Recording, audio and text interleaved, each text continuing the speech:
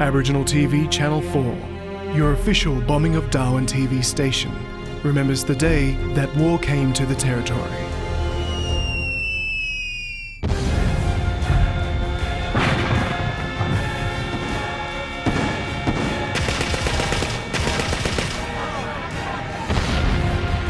February 19, 1942, the Bombing of Darwin.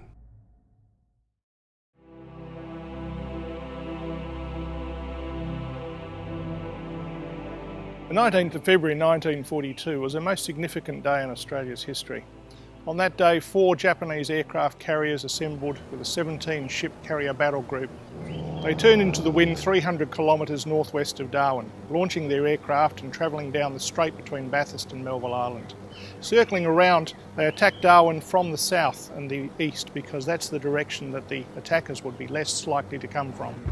They laid waste to Darwin, killing 236 people, sinking 11 ships, destroying 30 aircraft, and then they left. 2 hours later, another raid hit the airstrips at Darwin. It was to be the beginning of 2 years of air raids that killed many thousands of people. Anti-aircraft guns like this were the major defence of Darwin. In a big ring around the town, about 16 sites managed to concentrate their fire on the Japanese aircraft as they came in. The first raid saw 4 aircraft lost. After that, the Japanese just kept coming for over 2 years. Over 61 were sent down in flames across northern Australia. Many of the wrecks have never been found. The USS Peary saw the biggest loss of life on the day of the 19th of February 1942 when the Japanese arrived. 88 people lost their lives. She remains sunk in Darwin Harbour today. On the 19th of February 1942, there were only 10 P-40 Kitty Hawks, single-engine fighters such as this, that rose to attack the 188 Japanese aircraft as they swept in from the 4 carriers. 9 out of the 10 aircraft were shot down and 4 of the pilots died. Over the next 2 years, there were hundreds of air raids that swept in over northern Australia.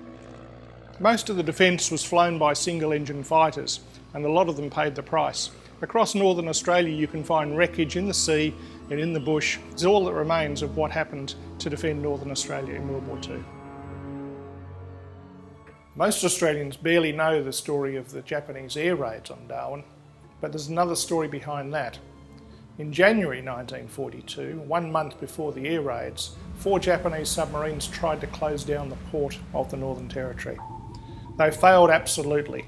One of the submarines, the I-124, was sunk by the corvette HMAS Deloraine, and with its 80 people still inside it, it lies outside Darwin, in between Darwin and the Tiwi Islands.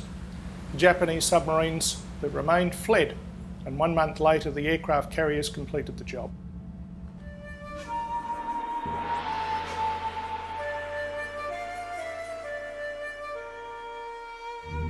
It was cold for the aircrew of the bombers and fighters as they flew their missions out of what's now Indonesia and East Timor. You can see this model here. The aircrew member is wearing fur-lined overalls. He's got sturdy boots on, and around his neck is a scarf, and on the scarf are good luck messages from the people of his village. I'm surrounded here in Darwin Military Museum by artefacts recovered from the Japanese across the Pacific in World War II. Here, for example, is a Bible taken from a wreck of an aircraft. Here's a glove from one of the aircrew. It was recovered from one of the aircraft that was shot down. All up, there were 186 aircrew killed from 61 aircraft brought down across the top end. In most cases, they've never been found. The first Japanese prisoner of war to be taken on the Australian mainland was captured by Aboriginal hunter Matthias Alanguru on the Tiwi Islands. One of the most interesting stories of the 19th of February 1942 concerned one of the Zero pilots, Toyoshima. On the way out of Darwin, he'd been hit and his aircraft was losing oil pressure. He's going towards the north to try and make it to the carriers, and he realises he can't possibly do it. So he looks for a place to set down.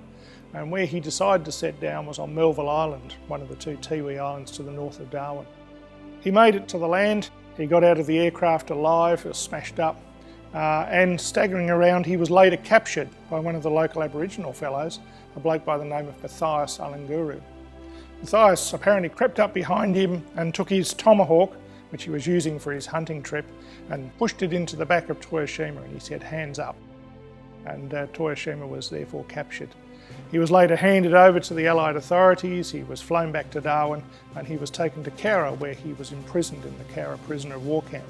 He later led the breakout and was one of those many who decided to take their own lives rather than suffer the indignity of being captured a second time. Matthias lived on the Tiwi Islands, and just a few years ago a statue, a full-size bronze statue, was put up to his memory.